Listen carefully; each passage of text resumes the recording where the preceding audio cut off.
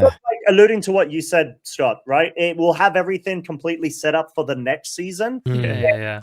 Have the MOBA release as well, right? Yeah. Which is exciting in itself. I like the fact that, we're going to be, because I don't know if I'm a minority here, but I'm actually really excited to have this game on mobile as well. Just for the fact that I'm going to be able to kind of, when I'm here like now and I want to practice, I can play on my Switch. But when I'm out and about doing whatever, I can be on my phone and I can, I don't know. I don't know if you guys play. Sorry to interrupt. I was just going to say, I don't know if you guys have ever played Showdown on the phone. Some people think it's psychotic to play Showdown on your phone. I've done it. You can do it. It's not the great experience. So to be able to have a platform where we can do it a lot easier, rather than trying to use a web browser and zooming in and all this rubbish, I'm looking forward to that. I literally play most of Showdown on my mobile. I don't know what the hell people. I don't think it's that bad, but I know some people think it's psychotic, so maybe people just can't see. I'm not the biggest fan of it on mobile, but I mean, I'm not saying it's the best, but no, it's not terrible either. But it fits a purpose. But I think I know my phone battery has got a heck of a better battery than my Switch 2, so I'm going to be like probably going and reverting to mobile at events in future. Just for that fact. Oh, really? Like the first time recently, I've been playing my Switch 2 undocked, playing Pocopia. Oh, yeah. And I don't know whether it's my settings, but like maybe just over an hour, the battery is rinsed. And I'm like, and I know it's plugged in an event, so you're constantly getting that charge, but I'm like, it doesn't feel that great. And there's probably settings where I could visually take things down a notch, but I kind of want to have it the best res to enjoy the game, right? The battery on the Switch 2 is awful, but this is one of the reasons why I've delayed getting one. Yeah, I think so in theory it should be able to last between 2 and 6 hours, because it's like around 5,000 mega amp per hour or something like that. So I was playing Pocopia with Thea because she's got a Switch and she wanted to play, and you can do the game share where they can play on their Switch, but come into like the Pallet Town area. So we were just messing around, building stuff, playing hide and seek, being different objects, and just having a bit of fun. It was a lot of fun. But we were only doing it for about an hour, and my Switch 2, which was fully charged before we started playing, was absolutely rinsed after about an hour, which I was like, yeah, that's not the best, mate. I am very interested to see what it's like on mobile. I mean, for me, the main benefit, and I'm sure there'll be ways to work, I hope there's a way to work around it, of playing on the Switch, is I would much prefer to do my inputs via a controller than a touch screen. I don't know what because obviously when you want to go back and stuff, you can do back buttons, and you can't hover when you touch stuff, whereas you can hover moves when you've got a controller and stuff like that. So if you can if there's a way, I'm sure there's a way you can plug in. You might be able to plug in a controller to your phone or your iPad. I'm more interested in using my iPad to play, but yeah, because you won't be able to use a wireless controller, will you? So will they allow it though? Is the question. I think you definitely can do it, but will they allow it for the sake of the tournament? I think if it's wired, there should be no problem. That's what I'm saying. I think if it's like a wireless controller, I think that's where it would be an issue, because you can't even use a wireless controller with a Switch. So the problem I see with that is that it depends, if they provide mobiles. If they provide mobiles, sure. Okay, I see it. If they don't provide mobiles and we have to bring our own, I could see them being concerned about any sort of potential hardware or exploits or coding. This is the debate, right? Is how are they going to do it on mobile? Because they either I honestly got no idea, because at least with Go, it's has to be phone, whatever. Unite, I think, is a bit different because it's on a smaller scale, so it's a lot easier to control. Because there are some teams that will play a mixture of phones or Switch, but they do have mobiles provided for Unite as well. Okay, that's what I'm trying to say. So Go and Unite have mobiles provided by the tournament organizers. Well, that's fine, but because there is so many more players, and people have the choice, I don't know how they're going to make it work. Yeah, that's the concern, right?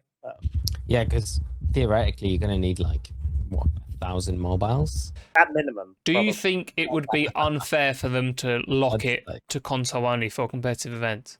I do. I think that hurts it. I think that hurts the whole idea of putting it on mobile in the first place, because I think like you're putting it on mobile to attract and make it more accessible to more players. I think if you've got a player base that are solely on a mobile, they don't have a Switch, and then you say to them you can't compete at live events unless you've got the Switch, I think that hurts the whole reasoning behind why they would do it in the first place. I think just if that was the idea, then just keep it on the Switch alone. Yeah. How do you think? I'm not trying to play devil's advocate. How do you think they're going to do it, or do you I don't know, not got an idea?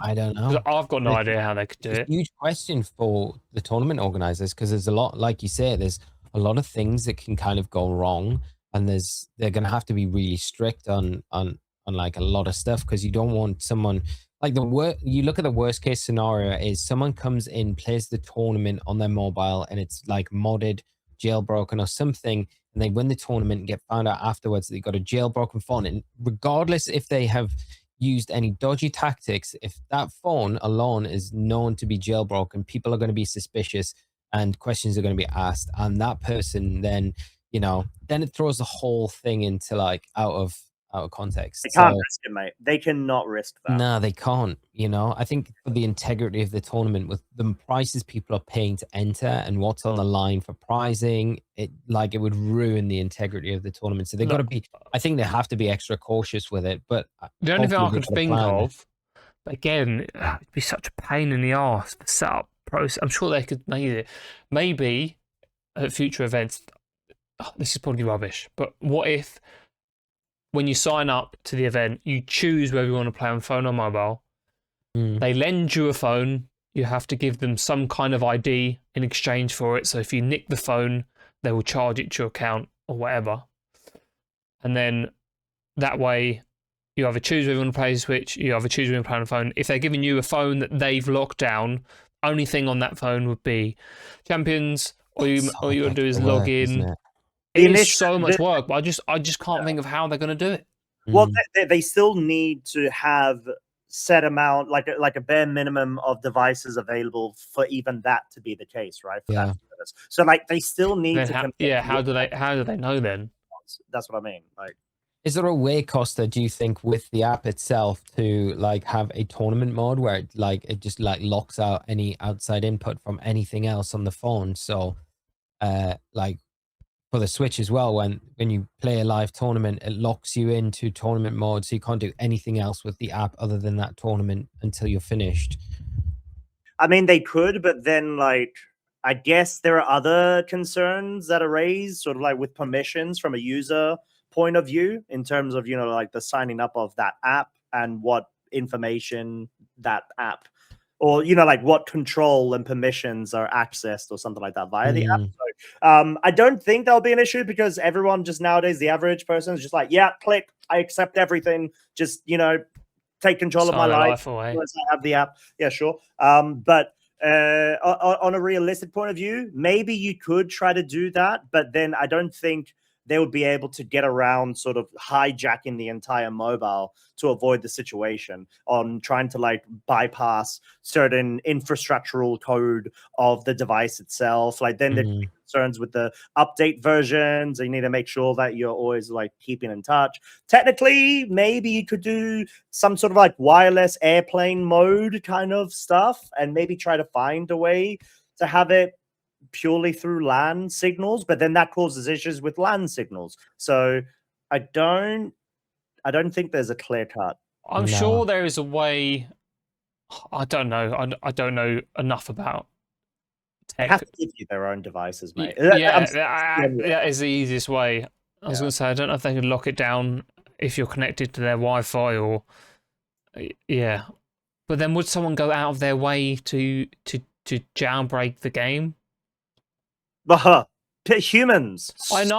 I don't know how common that is for mobile games. That's what I'm saying. I don't know if it is a common thing for people to go out of the way to hack mobile games for their own benefit. I think Clash of Titans or something. I think I've heard people trying to jailbreak that at some point, and that's technically had competitive tournaments being played. Maybe that was a bit more back in the day versus recent times. I don't know what the development is, but if people want to be naughty, No, I get that. I get that. Yeah, Naughty. yeah. because they're like, why should I go and sit and grind for this stuff when I can just click a couple of buttons? It's sort of like the hacking, you know. But again, maybe this is one part of the reason why they're not convinced. They don't want to roll it out for loads of events because maybe they're still trying to work this out. Maybe they'll do 1 or 2 events where you can bring your own phone or whatever, and they're trying to work out how it goes. I mean, I'm sure they can find their own way of collecting the data. Well, mobiles are going to be coming out September, though, right? So, sure, you're right. Yeah. Well, okay. Well, at least it gives them time to think about how they want to do it. Yeah, they've got a long time. Yeah. I think you're right, though. I think it has to be like the mobiles that are used have to be provided, but then how are they going to do that? It's going to be, I guess we'll get information as we get further down the line. Of course, we'll discuss it on here if we do, friends. So, you'll be the first to know when we know. But it is a quandary. Let us know in the comments how you think they're going to approach it. What you think, especially if you've got any expertise in these areas, to kind of give us what your opinion is on this and how it'll be handled, because it is an interesting topic. It's definitely something I am very interested to see how it is handled.